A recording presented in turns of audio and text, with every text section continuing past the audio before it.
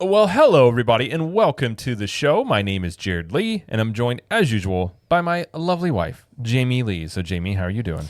I am doing well. Jared, how are you?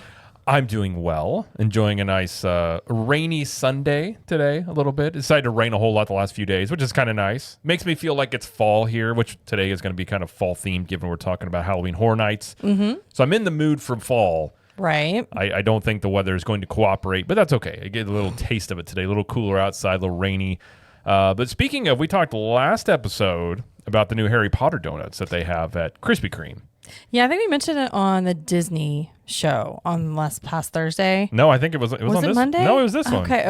We wouldn't have talked about it over there. Okay. That's well, that's forbidden over there. Oh, right. He who shall not be named over there. I think there'd be riots. Yeah. So apparently they're very popular because... Well, you had quite the ordeal to get them. I did. So through doing some investigating, I found out that the Harry Potter donuts, they're limited time edition, but they're also not giving or not having a lot of locations like have mini donuts. Which I will say, same type, and I'm like, why? the whole thing you're going to describe to me is wild to me, given how hard it's been promoted.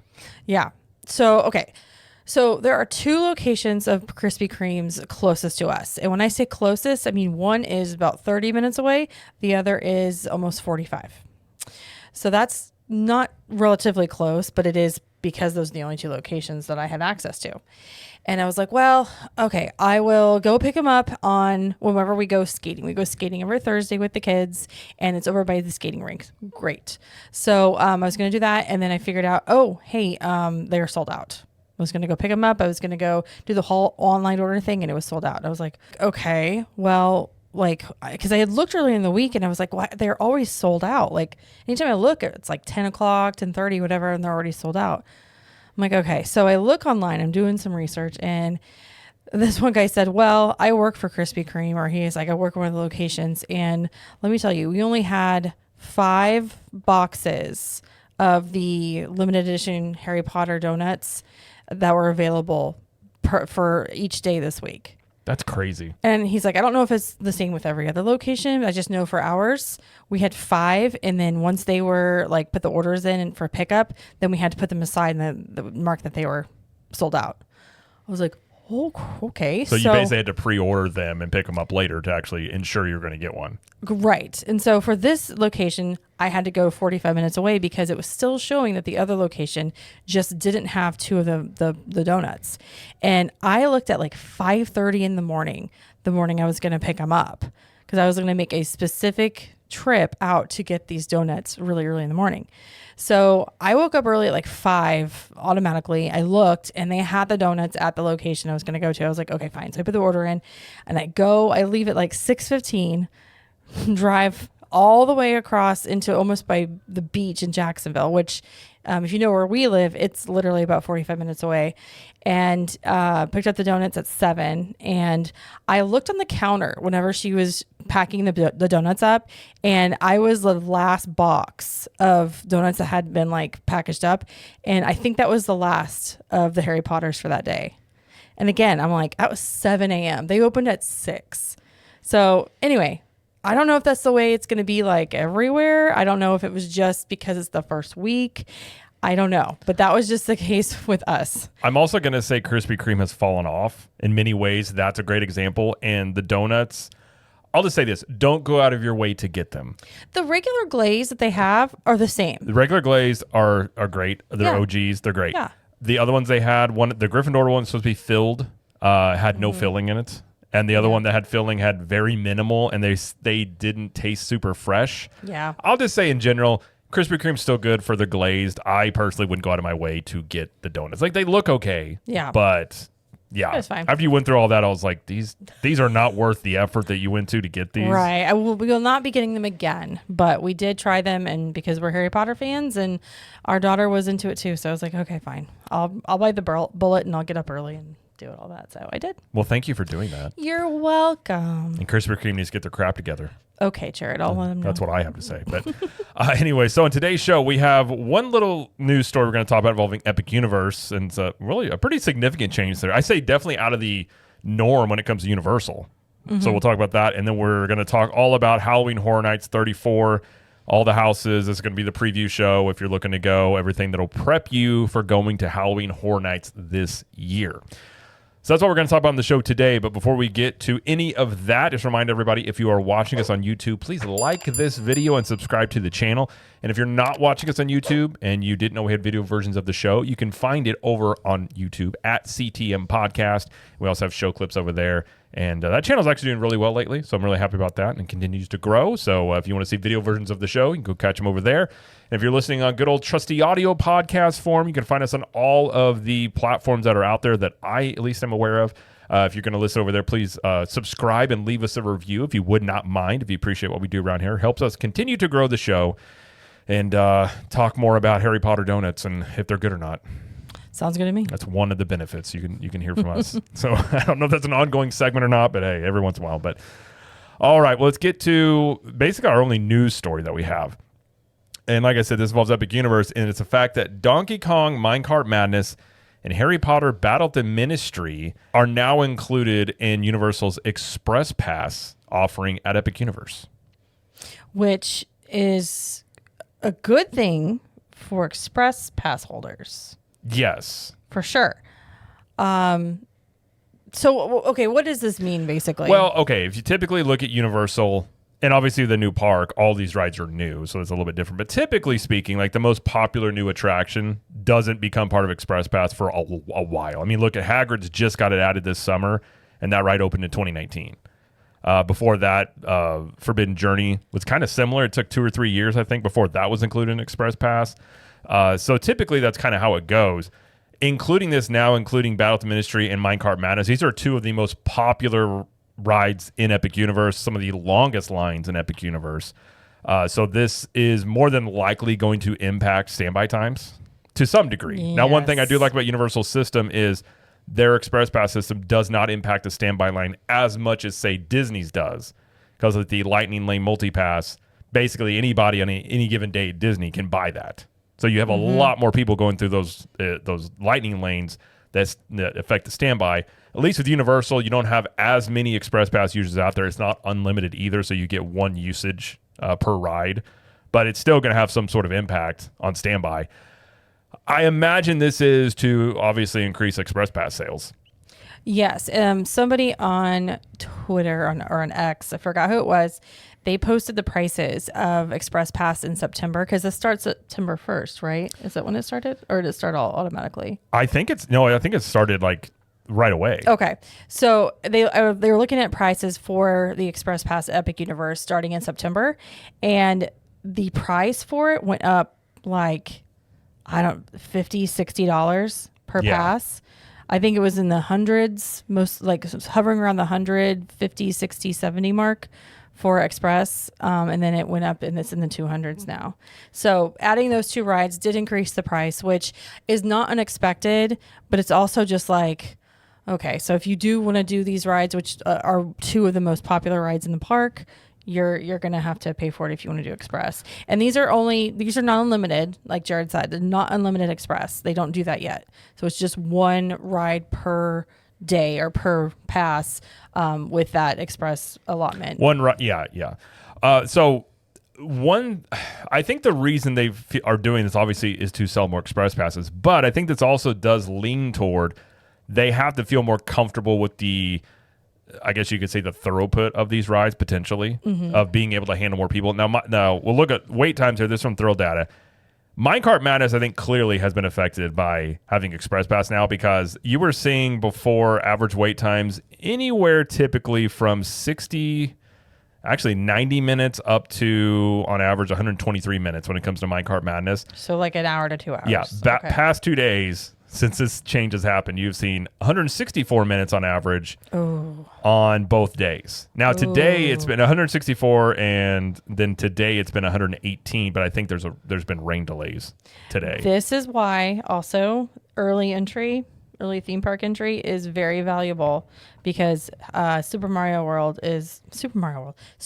World. You make that mistake every single time. Every time. Super Nintendo World is open during early entry. And so that should be I think now that should be like one of the first rides you go to. Well, in early entry, you can't use Express Pass. Correct. And that's why. Yeah. Now looking at, which, and I would say looking at that, I don't know if it looks like Minecart Madness's wait times were pretty level. So I didn't see much. If you look at Battle to Ministry, it kind of looks like before this, it definitely didn't have the high like peak. So you had the highest during previews, which was like 215 minutes. You had some days that were in the almost 200-minute range. But a lot of the last couple of weeks, we've seen it be 126 minutes down to 77 minutes.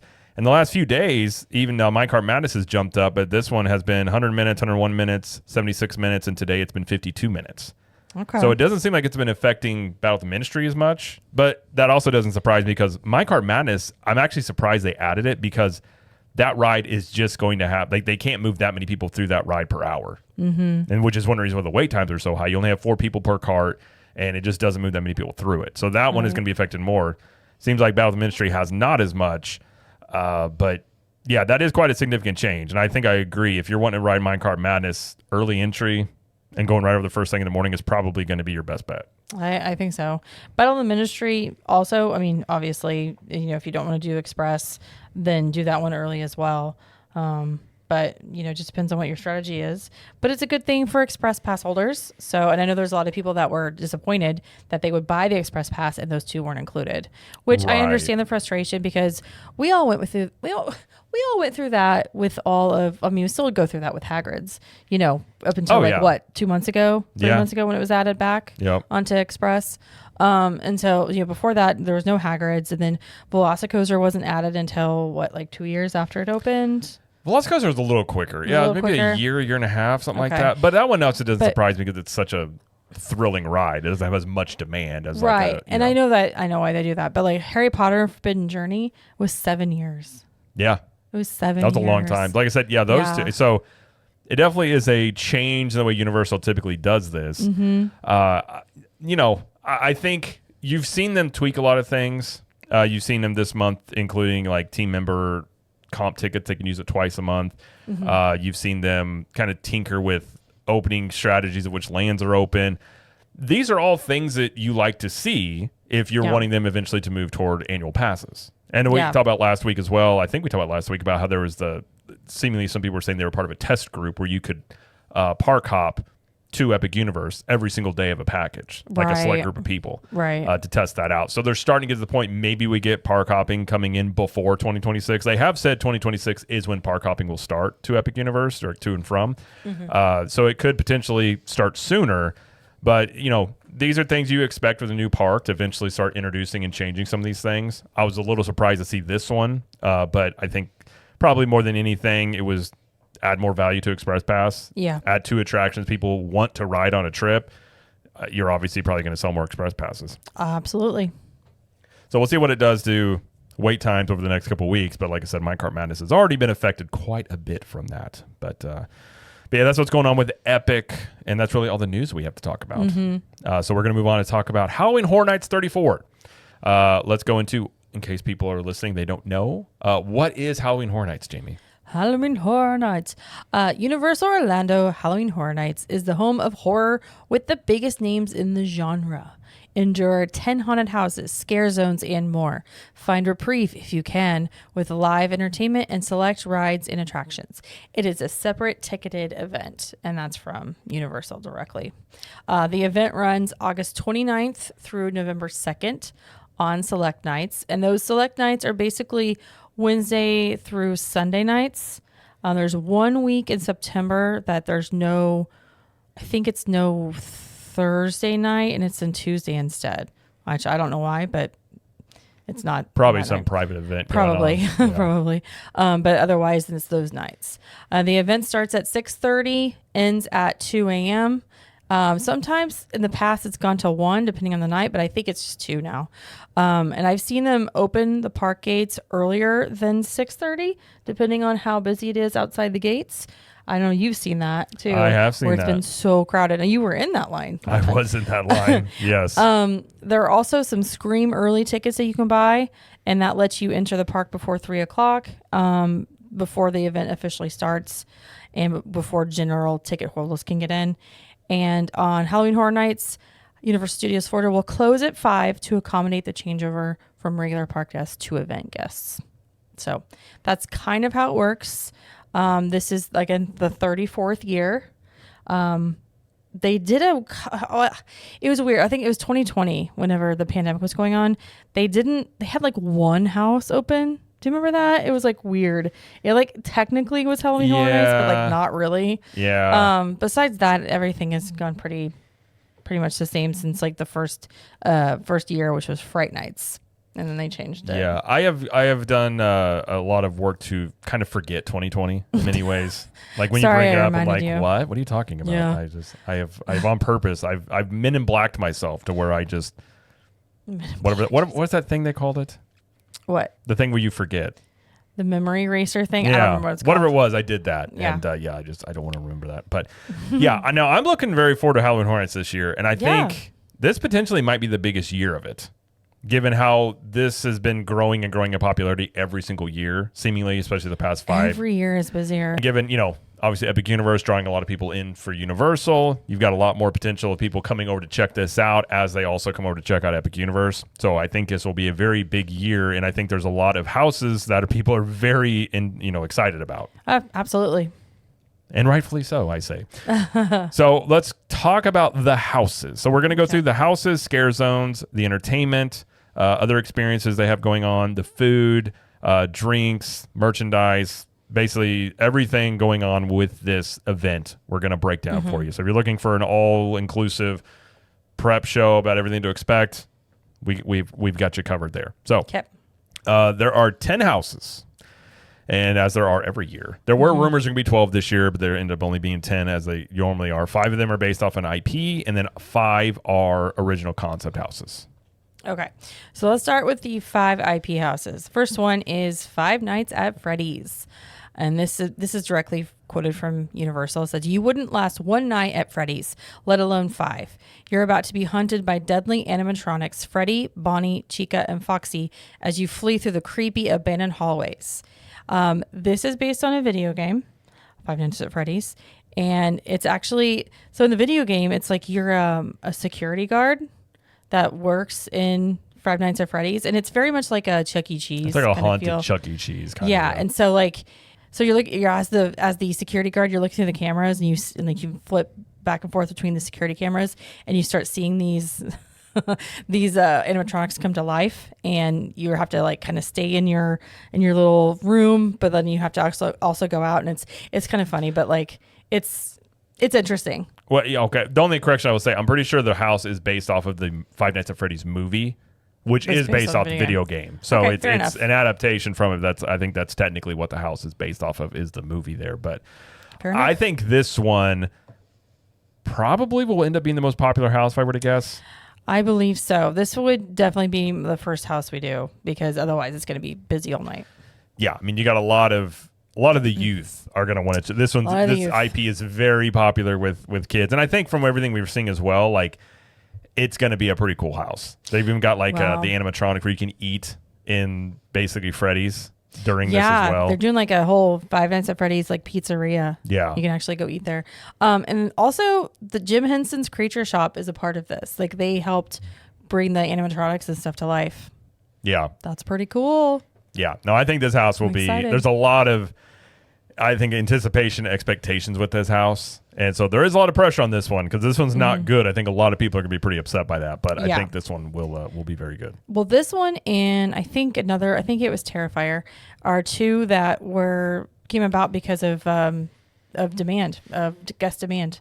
They kept asking for it. Yeah. And they're like, okay, we got to figure out how to do it.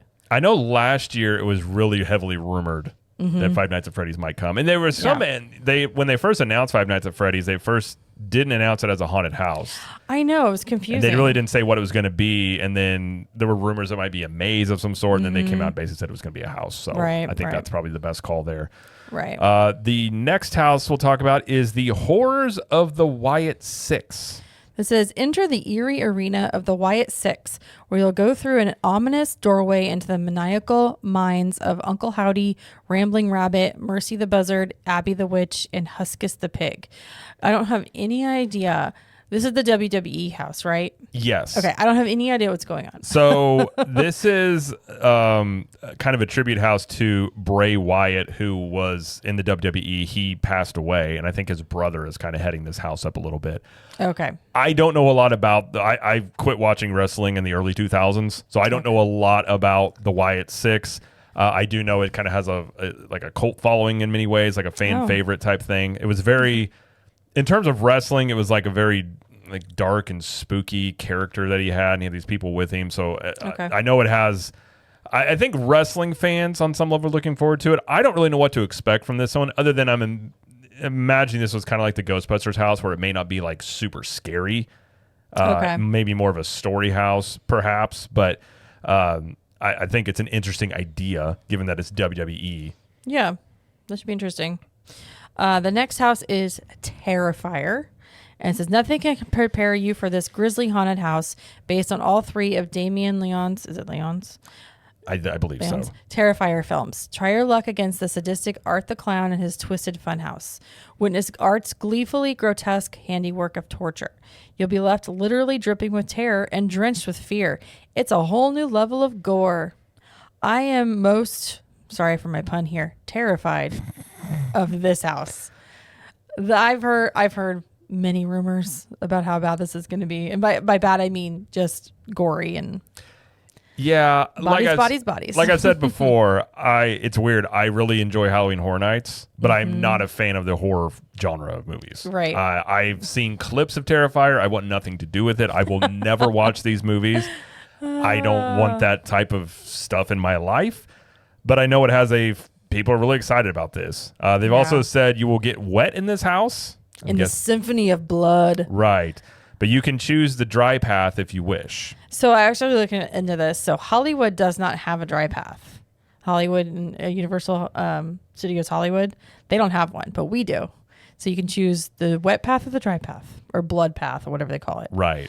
But it's just water, but like you will get wet. Yeah. They also said Art the Clown will be roaming freely around the park and not just appearing in the house as well. That's terrifying. Yeah. Yeah, I mean, I'll do this house, but I can't say it's something I'm like, oh, I can't wait to check this house out. It's just, it's not for me, but I will go check it out. Same. The next one is Jason Universe, and this says, come face to face with the iconic horror villain Jason Voorhees. Step into the terrifying world of this silent killer. Flee through the woods and into his sinister shack. Enter the summer camp where his gruesome legend began. Jason is back, and nothing can save you now. I mean, this one's pretty self-explanatory. Yeah. Jason's an old Halloween icon. What's funny is I think there's so many other houses people are hyped about. There's really not much anticipation. A lot of people aren't talking about this house. I think in other years they would have probably. But, I mean. Well, it encompasses a lot of the different versions of Jason, I guess. Yes. So I think we'll get a lot of that. And I'm sure there'll be Crystal Lake stuff everywhere and all that. I imagine so, yes. Yeah. And then the other house I think will probably be the second most anticipated one is Fallout House. So this is face your fears in a post-apocalyptic LA devastated by nuclear war based on the hit show and game franchise Fallout. You'll travel into the vault and be attacked by raiders alongside Lucy. You'll escape to the wasteland and confront the bounty hunter, the Ghoul, and you'll even encounter Maximus with the Brotherhood of Steel and see T-60 power armor. I don't have any idea what's going on. I played a little bit of the Fallout games. It's an interesting, like the world in it is kind of like a 1950s like a post-apocalyptic 1950s. So it's kind of that kind of cool like atmosphere for it, like world building wise. I didn't watch the show, but again, this one is a house based on the show that is based off of a video game. You'll notice a trend here where video games are becoming much more popular in just general movies and shows, but also I think you're going to see a lot more of these come into like Halloween Horror Night houses. We saw Last of Us a couple of years ago, and that was a great house. The first game was really good, not the second one, but that one had a show as well. So I think this one, that T-60 power armor is supposed to be a pretty impressive animatronic that they have in here. So nice. I think this one will be a very, very popular house. I think this one and Five Nights at Freddy's and probably Terrifier will have the highest wait times. Probably, yep. And those are all the IP houses. If you No, but the next 5 are non-IPs, and the first one is Hatchet and Chains. Oh, this is the one I Demon bounty love. hunters. In this old west town, all hell is breaking loose. Red hot lava demons are trying to possess everyone, melting everything in their path. Your only hope, Hatchet and Chains with their mystical weapons. Now, this was in the Slaughter Cinema House last year. Wasn't this one of the... Yeah, it was a movie that was in there. I think it was a room in that house. Yes. This one, this one sounds very cool. It sounds really cool. It sounds cool, and I hope this one's a huge hit, and then I want this to become a movie franchise. Okay. As I've said before, Stallone and Kurt Russell, much like Tango and Cash, Hatchet and Chains, Demon Bounty Hunters. You can make 20 of these movies. Mm-hmm. If you can make 25 Fast and Furious movies, I want multiple iterations of Demon Bounty Hunters. Okay. I think about remember, did you ever see Constantine? Yes. I love Constantine. I thought that was a really, really good movie. You could do something along those lines. Like I think it's pretty cool. Yeah. The next one we have is Dolls Let's Play Dead. Oh, I think out of all the ones that are non-IP houses, that's your this favorite. one is the one I'm the most looking forward to. Okay. I really hope it doesn't disappoint because I think that sounds really cool. But all right. The next one that is non-IP is Dolls Let's Play Dead. It says you're about to become doll-sized and witness the unnatural creations of a twisted little girl. You'll be hunted by burnt fashion dolls, toys she's melted together, and undead horrors in her dollhouse. Kind of sounds like Sid from Toy Story. I don't like dolls. I don't like Annabelle. I don't like Chucky. I don't like when little kids are like demon possessed. I don't like creepy dolls either. Like if you like, I don't like when dolls or toys come alive. I don't like that at all. I don't like it. Like you don't like it with Toy Story, or just like when they're haunted. No, like haunted stuff. Yeah. something. No, Toy Story, different story. You just don't like demon possessed toys. Correct. Like Chucky. Yes. Yeah, I'm with you there. I'm the same way. It could be really good. We'll see. But that's one where I'm just like, it's got 2 things I don't necessarily enjoy that much, although I don't enjoy the horror genre that much anyway. Yeah. So. And then what's the next one, Jamie? Next one is Grave of Flesh. And this is welcome to your funeral, where things are about to go from bad to worse. You'll enter your grave and then the underworld, where flesh eaters who feed on the dead will hunt you for all eternity.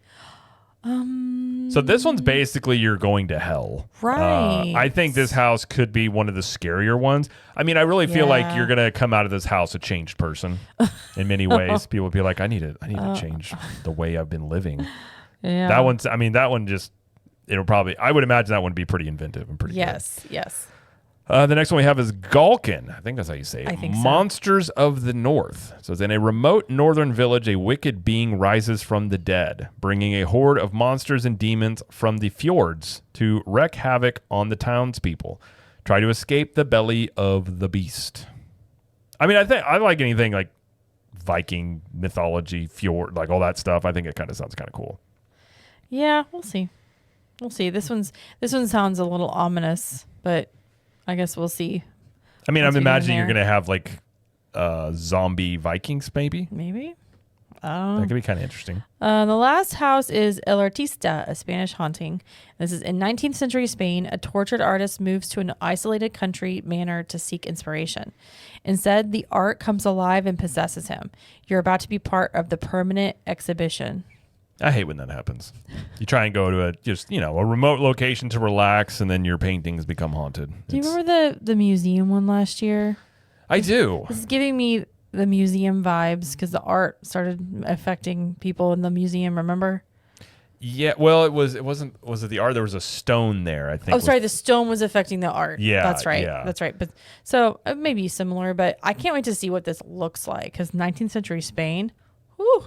That's gonna be cool. That's gonna be very cool. Yeah. I mean, I think the non-IP houses many times are some of the better ones. I agree. I think one of the writers behind El Artista is the same one that was behind the Fisherman Wharf one a couple of years ago. Sweet. I love that one. I think that's him. That one's a really good Dead one. Man's Pier? Yes, I think that was it. Yeah, which is one of the better houses that in the last few years. Oh, yeah. That was so good. So I believe that is one of the same guys behind that is behind that one here. So yeah. We'll see on that one. That's all the houses that you have going on. It's 10 there. And by the way, so our daughter asked me this, and I thought maybe I should explain it if you've never been. The haunted houses are not actually like inside where everybody else is in the park, like during the day.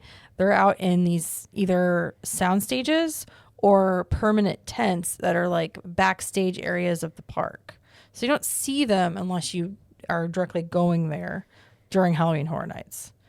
Right. Because she asked me, she's like, so do they open them during the day? Do you just go in? I'm like, that's not how it works. So I'm just going to explain that first. But yes, that is how that works there. they So are backstage. all right, let's talk about scare zones. So if you're on, so you have haunted houses, you have scare zones, and these are sections of the park that are themed, and they're kind of a haunted house-ish. You have roaming characters in here. They'll try and scare you. They've got, character actors all over the place doing different things here. So these are kind of characters are good. They are very They're good. Good here, They're and they're just walk-through areas. Yeah. So the only thing is you can't avoid these. Always, you're gonna have to go through at least one. So if it scares you, go quickly, walk quickly. Don't make eye contact. Don't make eye contact. Yeah, just try and keep your head down and keep moving. They'll probably still try and scare you, but Right. So there are 4 of these in the park. So you have the first one is the Origins of Horror. This is enter a decaying conservatory of twisted vines where artists carve tributes to Halloween Horror Nights 34. And you'll encounter monstrous crows, gargoyles, and more. I believe this is when you enter the park, right? Or Or are they doing one of those this year? I don't know. I don't know exactly where this one is. They usually do when you enter. They have one over there when you kind of go toward the DreamWorks Kids area, towards Simpsons. So that one is the cat lady one. Yeah, and then they have one usually over there by the Mummy. That's usually an area where they have one. Okay. I think I know where all of these are going. Yeah. Yeah. But I think Origins of Horror, I think, is the beginning, like right when you kind of enter, kind of by Minions. Then the second one is Masquerade Dance with Death. This is in the Beverly Hills area. It says you're invited to a masquerade ball where bloodthirsty vampires lurk behind ornate disguises. When their masks fall, you'll become their prey. Dun, dun, dun. Okay. All right, the third one we have is the Cat Lady of Crooked Lane. It says travel down a spooky, winding path to a mysterious home where trick-or-treaters are transformed into feral felines. Be careful or you'll be next. That one sounds terrifying because I don't like cats. And Cat Lady's turning you into cats. That just does not sound like a lot of fun. They actually put a tiny little cabin in the walkway area, and there's a cat door into the house. I don't think it's going to do a lot for cat ladies out there. No. And then the last one, which is over in the New York area in front of the Mummy, and that's Mutations, Toxic 20s. Says, in the bustling 1920s neighborhood, a BuzzCon truck with radioactive cargo crashes into a mobster getaway car, sending the city into toxic pandemonium. It mutates everyone in its path, including you. This one sounds kind of interesting because you have like basically, is it going to be like zombie gangsters from the 20s? I think so. That kind of sounds interesting. I think so. And it's BuzzCon. What is that? What is that from? That's from some other. I've seen that name before. It's from like a different house, like years before. I'm sure probably a lot of times sure they of it. do this in those houses. They kind of have little Easter eggs from other ones. That's awesome. From other things, but yeah, that one seems. I don't know if that one will be like super scary. That one seems more maybe kind of like funny, but maybe not. Maybe it'll be super scary. I don't know. I don't know. I just want to see a bunch of zombies be like, no, see. Okay. Johnny's coming to get you. I feel like that's how it's how you have to talk in the 20s. All right. All right. We also have some live entertainment we're going to talk about here. So the thing that there's always a show that goes on here at the Fear Factor stage, and this one is Nightmare Fuel Circus of Decay. Yes. I'm sure it'll have a lot of circus things. Typically, these have lots of fire, lots of dancing, Pyrotechnics, acrobatics. So it's usually a pretty good time there. And then Hauntofonic, which is a ghoulish journey, is what it says. And this is a fountain show with lighting and drones, kind of like Sensational is. I think it's the Halloween Horror Nights version of Sensational. Yeah. So I really would like to see that for sure. I love Sensational. Yeah. So I think that potentially could be a really, really good show. Yeah. But all right, there's some other experiences. Some of these are new this year. And this first one here is a new one. So there's Mel's Die-In Zombies and Club Horror. So these are two different areas here. It says brave all new street experiences that take the horror to new heights, featuring zombie car hops, undead DJs, and more. We do not have more information about that. However, I can tell you Club Horror is right in front of the cars at the exit of Fast and Furious Supercharged, and there is a bar over there. I think it's basically like they've done this kind of before. They did that SNL thing with who was that guy? Oh gosh, Pumpkins. Davis Pumpkins. Yeah. He'll probably come back for that too. I mean, well, they had that, and there was like a club type area over there. Mm-hmm. I think that's basically it's just a place really probably to get drinks for the most part. Same thing with Mel's Die-In. I mean, it'll be probably right in front of the restaurant. This one though sounds interesting because they haven't really given any details on this one. Yeah. And this is interesting playing into the Mel's Dine. Obviously, if you're unaware, you have Mel's Diner, and it's been kind of a thing at Halloween Horror Nights where the neon sign out there says Die-In instead of Diner, and they're just kind of playing into that. So I think zombie car hops is kind of a cool concept. Yeah. So it would be pretty cool.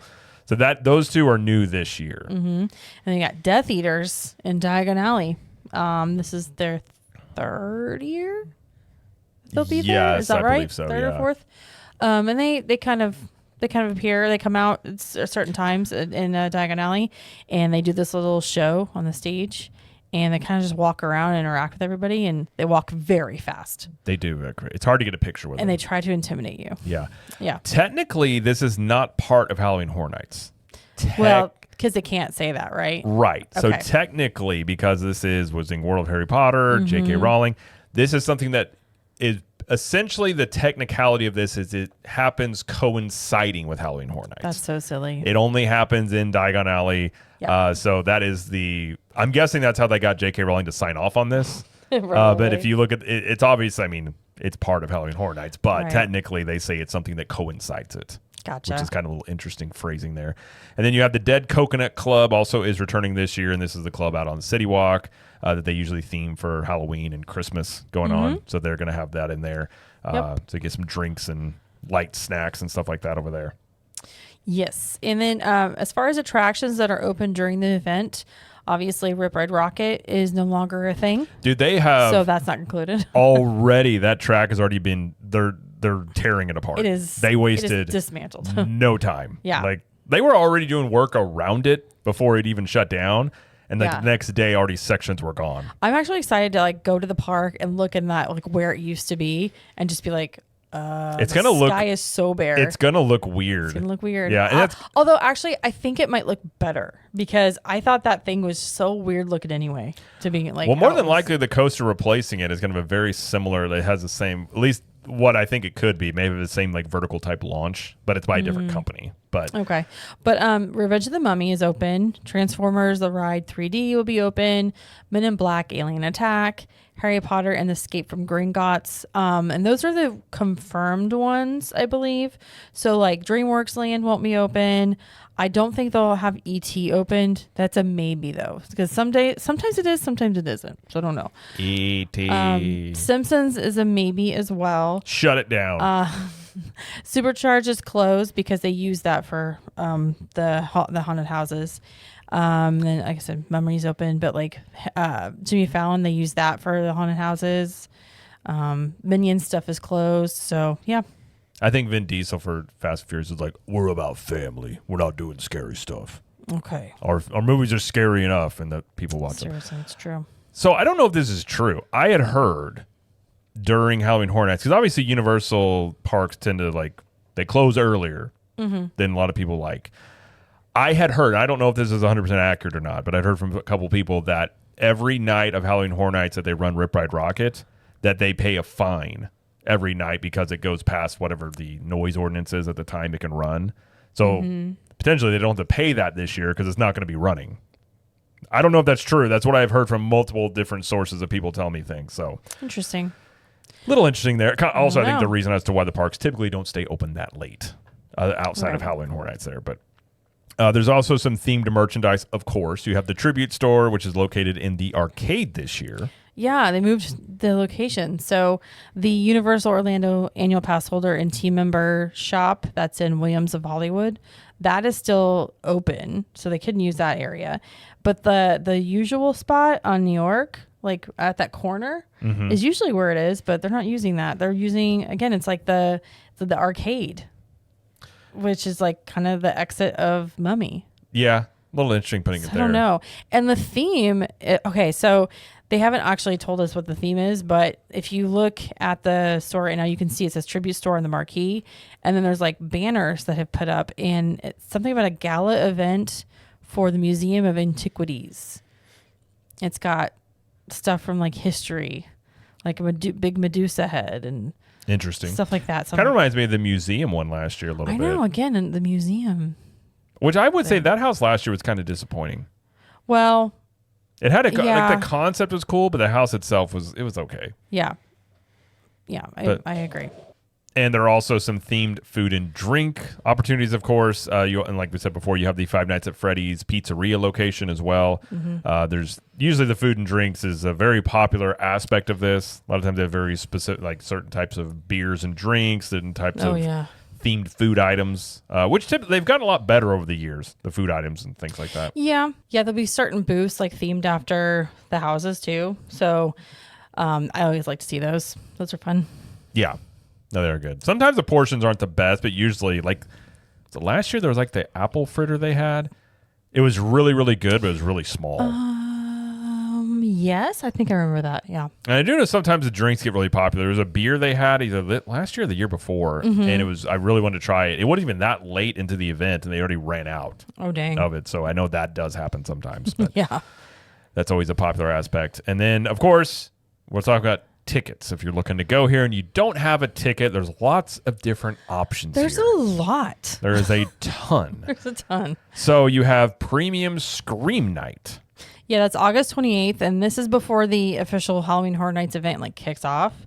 It's basically Halloween Horror Nights with very limited capacity, low waits for the Halloween houses, select food and drinks included. You can wear costumes.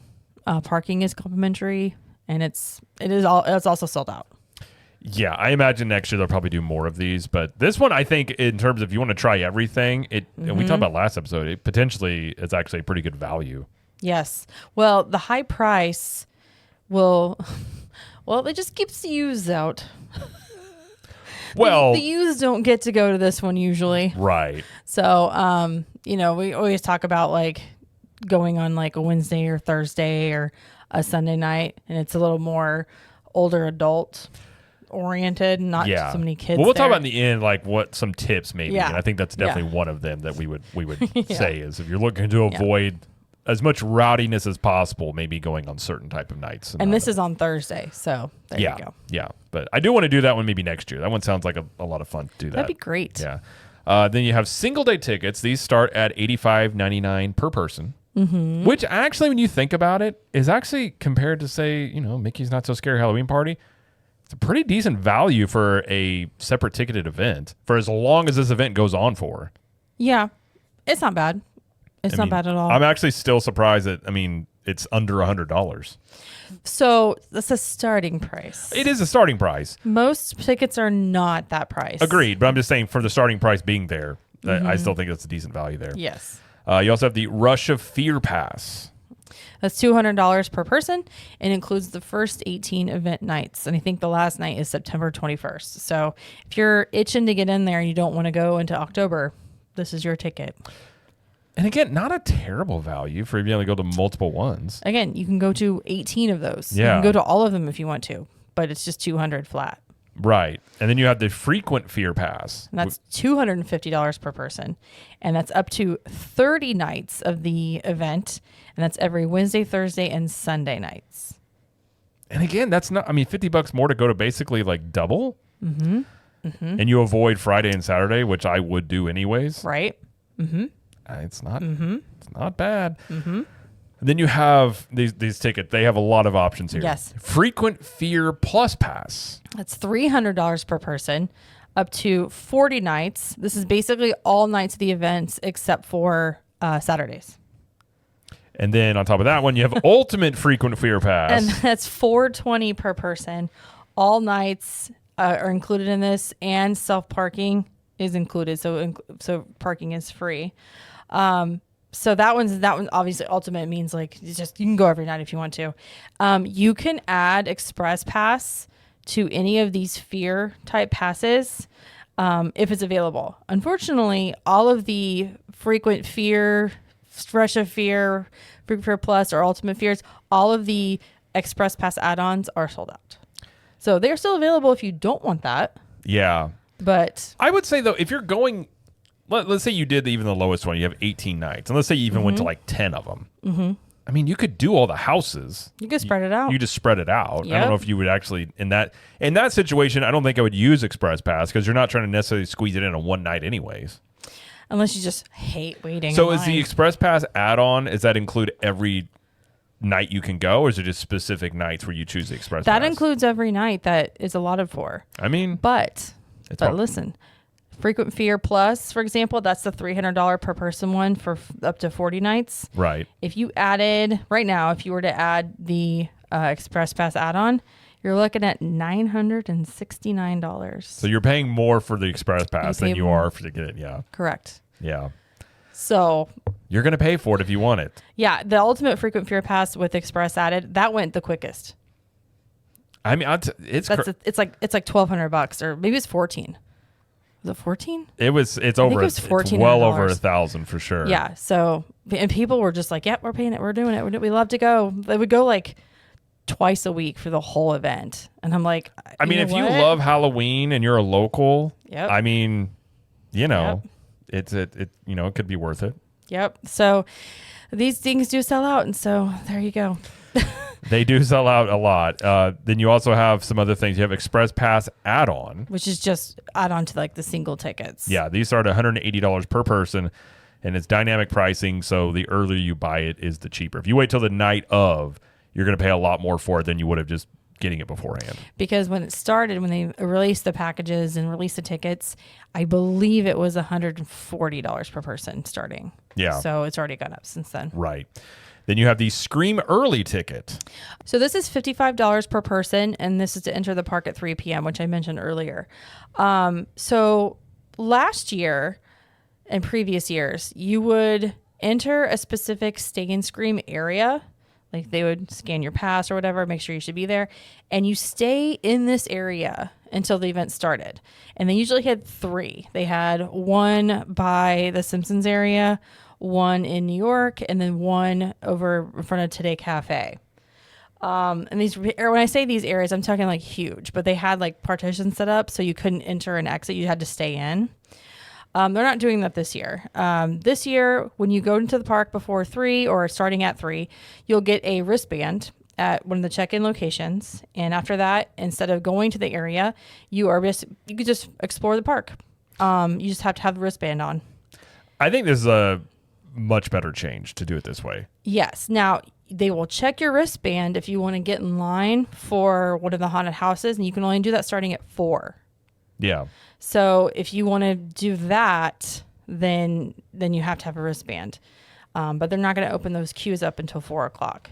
And I would recommend going at 4 to get in line, because if you're at the back of one of those lines, it takes a long time to get through. This is very true. So the check-in locations are Lombard's, Illumination, Minion Cafe, and Villain Con. So. Alrighty. And then if you're a annual pass holder or you have a day ticket to Universal Studios, you do not need a Scream Early ticket if you also have a Halloween Horror Nights ticket. Yep. You just have to enter the park before 5. Right. That is correct. And of course, if you're a annual pass holder in the or premium, you get a free Halloween Horror Nights ticket every year as part of your annual pass. This year, though, you have to select the date in which you want to use it. Right. So that is a new change to everything this year. It's true. See if that helps with crowds. I think that potentially could help with crowds, maybe. So we'll see if that for sure alleviates some of that. I believe all the weekends are gone now. So probably just during the week. Yeah. All right. Now we have the tours. Yeah. And we did the Unmasking the Horror last year. So we have a couple of different tours here. You have the RIP tour, and this is a VIP tour during Halloween Horror Nights. Yeah, so this includes pre-tour reception with light appetizers, a guided tour for all the haunted houses with VIP entry once per house. VIP entry is not express entry. This is go to the front of the line entry. Yes. So pretty cool. Unlimited express to the other houses otherwise. So like once you go through with your tour guide and you've done all the houses and it's done, then you can just keep going through the houses unlimited amount of times with express on that night. Yeah. Which is pretty cool. And then you have valet parking, reserved seating for nightmare fuel, and a commemorative lanyard and button. And this starts at $440 per person. And the price will go up from there if you want to do a private RIP tour. If you do just a regular one, you'll just be put with people you don't know. But yeah, who cares? I mean, it does sound pretty cool to do that. So $440 per person. I mean, that's a little bit more than the premium Scream night. Yeah, I mean, I don't know what the difference would be other than you're just doing it during when Halloween Horror Nights has already started. I mean, you just have to deal with more people, I guess. Yeah. I mean, personally, I would rather do Premium Scream Night. Well, the costumes too. You could dress up in costumes for Premium Scream Night. I mean, I really don't. I personally don't care about that, but it's just like another perk, right? Yeah. So yeah, you have that. Then you have Unmasking the Horror, which we did last year, and this is a daytime lights-on tour of select haunted houses. And what are the different tours you got here? So you can do 3 houses, and that starts at $100 per person. The 22nd was the first day they offered this. And the 3 houses that you get to go through are the Hatchet and Chains, Dolls, Let's Play Dead, and the Grave of Flesh. Those are the 3 you get to walk through. And then for 6 houses, that starts at $200 per person. And you get to go through Fallout, Jason Universe, Terrifier, Gulkin, El Artista, Spanish Haunting, and the Horrors of Wyatt 6. Man, that six house tour looks really cool. Mm-hmm. That's the one I would want to do. But photos are allowed in certain rooms. You can't take video, but you can take pictures. They let you know, too. Yes. They'll tell you can't take pictures here, you can here. But it is cool to go through this. You see all the work that goes behind all this. Like the Triplets of Terror last year was interesting because if you just walk through these houses, a lot of times you don't even realize the story elements that are there because it's dark and you're just going through it. But there was so much intricacy, like the different rooms. Like they had a podcast. It was like a true crime podcast that I don't think most people picked up on when they're walking through it. Right. So you just see all the work that goes into this, and you kind of get where the scare actors are, how they can scare you, the different ways they can do it. Yeah. It's interesting. If you're a fan of Halloween Horror Nights, I would say this is a tour you would definitely enjoy. Yeah, for sure. And you also get an exclusive commemorative pen, and lunch is included with the 6th house tour, which that is new this year. Yep, that is new. So that is new. Do you not get the lanyard anymore? I don't know. I don't know. Last year we got an HHN where you can put your annual pass and stuff into. Yeah, I don't know. Neck lanyard. All right, and then that's all the ticket stuff for the thing. Tickets then you and have tours. Yeah, then you have hotels. Yeah, and this is very general, but Universal Orlando hotel guests, they have a dedicated entrance from 6:30 to 7:30 that you can enter, and that filters into your first house. Select hotels will be decorated for Halloween Horror Nights, and they have some themed lounges. Food will be available late at locations like Cabana Bay and Endless Summer Resorts. I think they stay open till 3. They do for the nights of Halloween Horror Nights, yeah. And they have a select. It's not the full menu of things. Right. It's like a select thing you can get. But I remember for years they didn't stay open, and people were so confused. They come home and they'll be like, "What?" Yeah, you I'm come back to the hungry. hotel and there's nothing going to be open, and you're hungry. Yeah. Florida residents and pass holders can save up to 40% off of hotel stays. You can also bundle packages of tickets and hotels that are available, and they can save up to $200 if you're not a resident or a pass holder. So there's definitely some discounts you can get for hotel stays and stuff. Yeah, I mean, if you're not a local, it makes a lot of sense to take advantage of some of that for sure. For sure. And then there are also some pass holder perks, including discounts. So you get discounts on food during the event, merchandise. You do get discounts on tickets, hotels, and tours as well. Mm-hmm. So you can use your AP discounts during the event and for some of the stuff involving the event. Okay, and then we have some tips that are from Universal themselves about this. Mm-hmm. So you have arrive an hour before the event or scream early. I think that's a pretty standard one, I would say. Get there early. Just get there early. Don't get there late. The first year I ever went, I went with some friends, and we didn't get there early, put it that way. It was not under my control. It was still fun to go to, but I think we did 3 houses, and it just didn't get a lot of stuff done. Right. So definitely, if you want to get the most out of it, definitely get there early. They also say start at the back of the park instead of the front. So don't just walk in the park and then go to the first house you see. The back of the park, especially when it first opens, will have a lot less lower lines back there. Yes, that is very true. Yeah. Also, no costumes or masks are allowed unless you are doing the premium Scream night. Yes. Otherwise, you can't wear costumes. Now, there was something weird that happened last year or 2 years ago where you can buy, so they sell masks in the park, right? But they don't allow you to have masks in the park. Do you see the conundrum here? It's a little conundrum, yeah. So it was like, but I don't remember how people got around that. Like, they had to leave and come back, or I don't remember what it was, but it was some weird thing. And it's not lost on me either. Not that long ago, masks were super encouraged during a certain period of time. Different kind of mask, Jared. It didn't specify. It just said mask. Okay. All right. I'm okay with them being banned. Then you also have ECVs are not permitted in queues or in the houses. So if you do require the use of an ECV, you need to be able to get out of it and stand in lines and walk through the houses. I think wheelchairs are permitted, but not ECVs. I don't think wheelchairs are permitted Are they through not the either? houses, though. Okay. They didn't mention anything about wheelchairs. They just said ECVs. Maybe it is. I'm not sure on that end of things. But if you do have an ECV, that is something to keep in mind. Yeah. And then no food, drinks, pictures, video recording, flashlights, or laser pens permitted inside the houses. Which is different from Hollywood. Hollywood, you can record in the houses. I think it's because Hollywood's is not as busy as Orlando's. Which I don't think that's a reason. It's got to be a different reason, right? If you look at the wait times out there, it's not uncommon to see 20 minutes for houses a lot of times. It's not as popular event as it is in Orlando. Interesting. Okay. I'm glad they do this actually, because as long as these lines will get, and these lines, if you don't have Express Pass, if you get there early, I'd say you get 2 hour mark into the event, you're gonna be waiting hour plus in these lines. Undoubtedly, especially for the really popular ones. Yep. I'm glad they don't do video recording because it would move even slower. You are so right. Everybody in line getting video and pictures, it would cause, and I'm sure that's why they do this. And I think only invited media can do video inside the houses. Yeah, and I think if you're big enough, you can get permission to film. But yeah, other than that, no video recording. Yep. In the houses and stuff like that. Right. And then we're going to talk about tips from us, because you've been more than me. I have. But we've been quite a few times, and just some tips if you're looking to go to enjoy the most of your night here. Yeah. So what's the first one you would say? So if you do not want to do Express Pass, which we have never done Express at Halloween Horror Nights. You have. I have. Oh my gosh. The first year you went, I did. Okay, I did do that. That's right.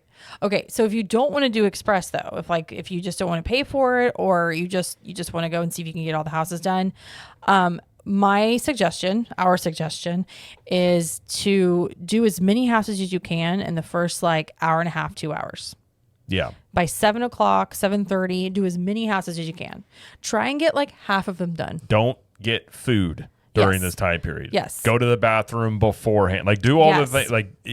When we went to the early part, you can get snacks and different things before the event starts. While you're in line. Yeah. Do it then. Yes. But I completely agree. During 5:30 to 7.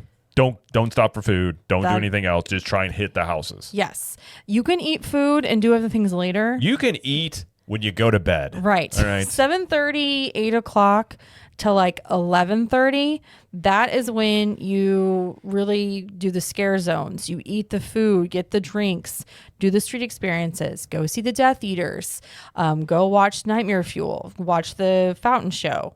Do all of that, and then 11:30, 12, even 12:30 if you want to, then do the rest of the houses, because by 1 o'clock, 1:30, the house wait times are walk-ons.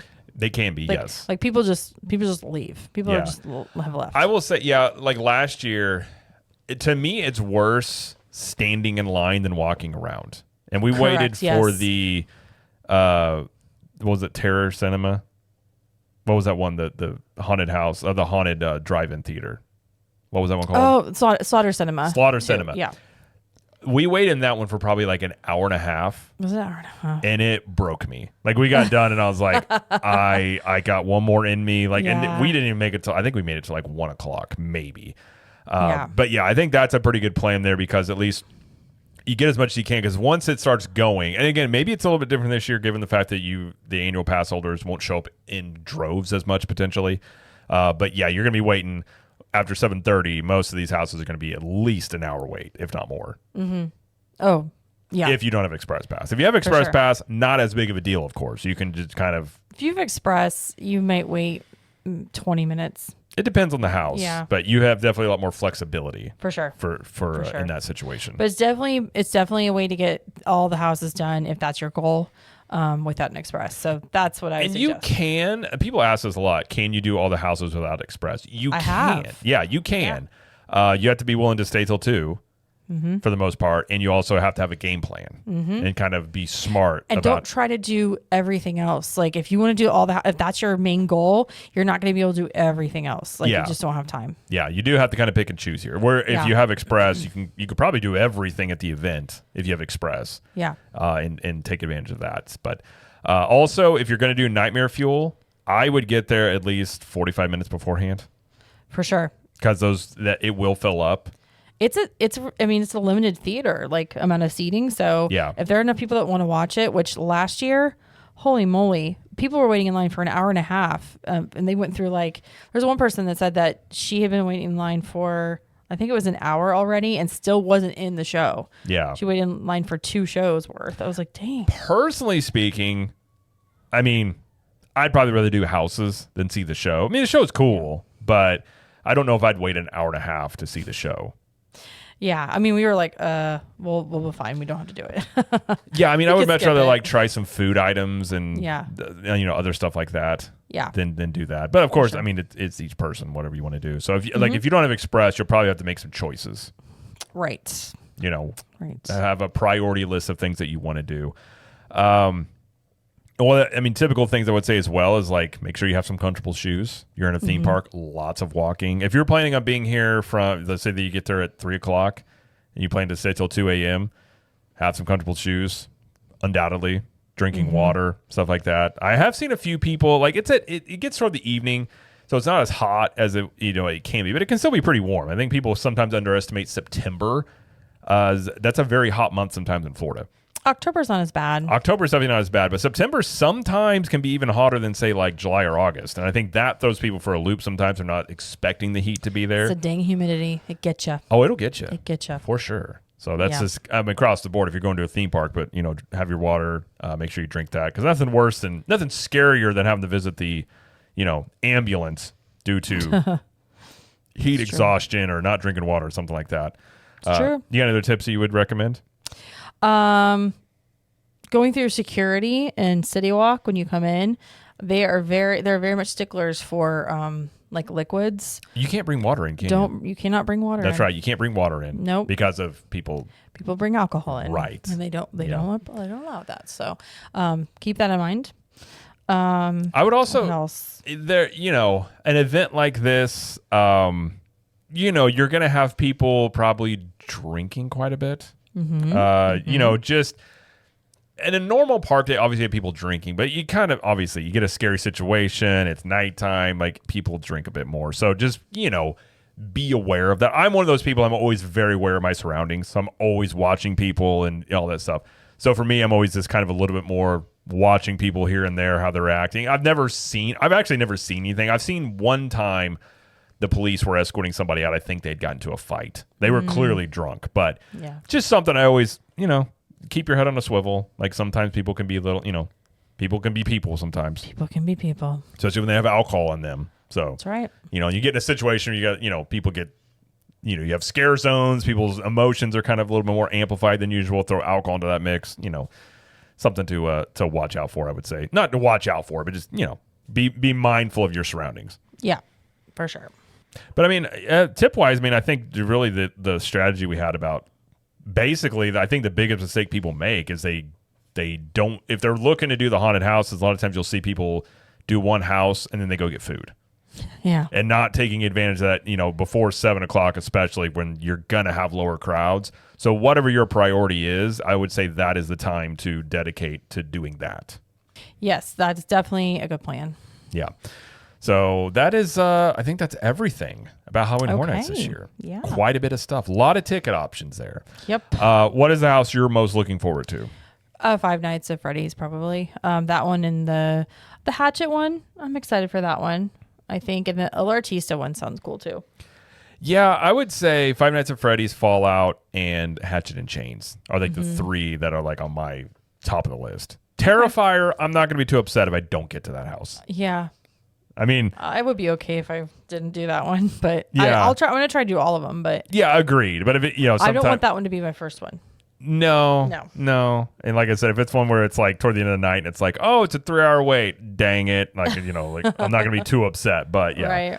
I would say those are the three houses. I'm curious about the Wyatt Six house because I don't really know anything about that and like what that will be. I have a lot of questions. Yeah. But I think that one might be interesting there. But, I'm looking forward to this year. I think it'll be a lot of fun.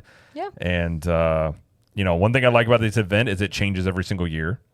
So it's always new stuff to check out, new houses and things like that. So you always have it's a new experience every time you go every year. So I definitely like that aspect of it. So nice. Yeah. So if you're looking to go, hopefully that helps you out, gives you a preview, a little bit of a game plan going into this, get the most out of your event or multiple events that you go to.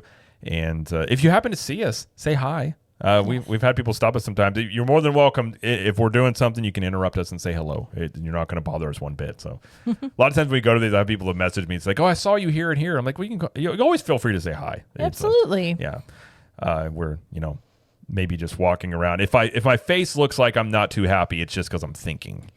Thinking hard. I have one of those faces when I'm thinking. I look like I'm mad when I'm not.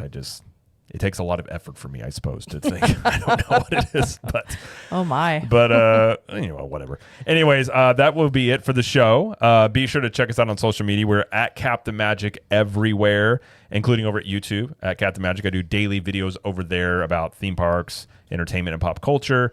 So you can always check out a video over there. And then we also have, of course, video versions of this show over at CTM Podcast on YouTube. And then we have some other shows on the network. We have the Disney show that we do every Thursday. We talk about Disney World and some things going on at that park. And then Jamie has Trip Tales, which is her trip report show. And when's the next one they're coming out? It'll be mid-September. So if you would like to be a guest on a future Trip Tales episode, you can go to ctmtriptales.com and fill out the information about your trip. And if I want to have you on the show, I will contact you. And I think February, we're going to hit 100 episodes of Trip Tales. Wow. Getting up there. We're almost going to hit 100 on this show, too. Yeah, we're close to 100 here. We're at 91. Yeah. So shows are growing up. I know. They're getting up there in age. I know. We're moving out of the house soon. Yes, and check those out. And then, of course, if you enjoy what we do around here, you want to interact with us a bit more, contribute to the show, you can look at joining Club 32, and that is our private group, kind of like our own Patreon that we just host on our own end. And there you get some additional content, get weekly live streams where you can interact with us a bit more, have any questions, or just chat about whatever. It's always a fun time to do that.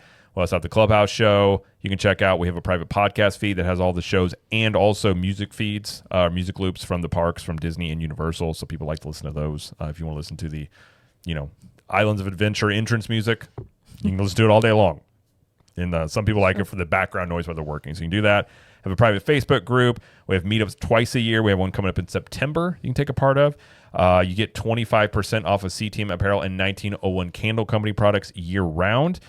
And the Facebook group is nice. If you got questions, ourselves and other people can answer a lot of questions about questions you have about a trip or whatever it is. So it's a great place to brainstorm ideas or get feedback on trips you have coming up and things like that. So if you want to join there, you can go to ctmvip.com. We have monthly or yearly options. If you do the yearly, you pay a little bit less, and you also get a free t-shirt on top of that. So you get save a little money that way. But again, ctmvip.com is where you go. And if you'd like to join, we would love to have you. So, all right, well, that's going to do it for the show. So thank you, everybody, for listening and or watching. And thank you, Jamie, for joining us. Thank you. And as Jamie always likes to say, we will see you in the parks. Bye.